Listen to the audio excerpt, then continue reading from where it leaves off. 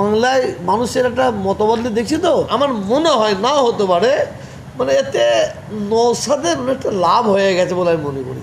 ISF কি তাহলে আবার শক্তি ফিরে পাবে মনে করছেন? আমার মনে হয় ভাঙড়ে আইএসএফ আবার জিতবে, আমার মনে হয়। এবং তাছাড়া আরও 2-4টা সিট জিততেও পারে, আরও 2-4টা সিট নিতেও পারে আমার মনে হচ্ছে। কেন মানুষ দ্বিচারিত্রকে পছন্দ করে না, মানুষ দ্বিচারিত্রকে পছন্দ করে না।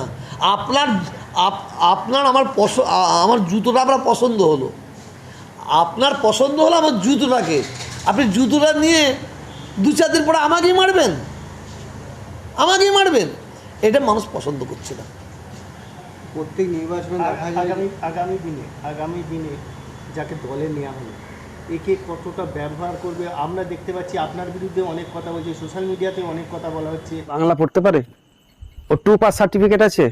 বাবাকে বলছি, বাবাকে দেখাতে বলবেন তো 5 পাস সার্টিফিকেট আছে কি 3 পাস কি 4 পাস।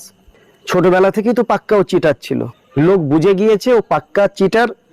আপনি স্কুল যাননি, পড়াশোনা করেননি, আপনার বাবা বলেছিল পড়াশোনা করছে, সেটাও শোনেননি। এটা কি দেখেন, আমার ঘরের কথা আমি বলে লাভ নেই, আমার ঘরের কথা বলে লাভ নেই। ওপরে থুতু করলে নিজের গায়ে পড়ে। গাছ তোর নাম কি, ফলই আমার পরিচয়। গাছ তোর নাম কি, ফলই আমার পরিচয়। কথা বলেন না, আমি বেশি কিছু বলতে চাইনি। ও আমার হেঁটুর বয়সে, ওকে নিয়ে আমি কী করব।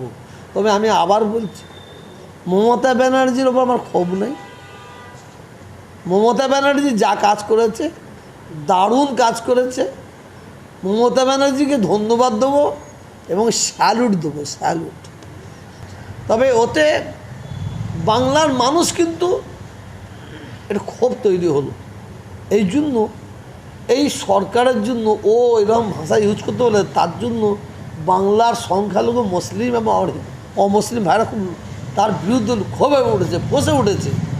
আর সেই মানুষটাকে মাথার তাজ বানিল, আমি দুধে মিশে গেলে আঁটি গড়াগড়ি করলো, এটা মানুষ বেছে নেবে না। তবে এতে মানে 2026-এ আমি মানে আকাশে মেঘ উঠলে বলতে পারি না যে পানি হবে, বৃষ্টি হবে, এটা বলতে পারি না। আমি মুসলমান, হতে পারে।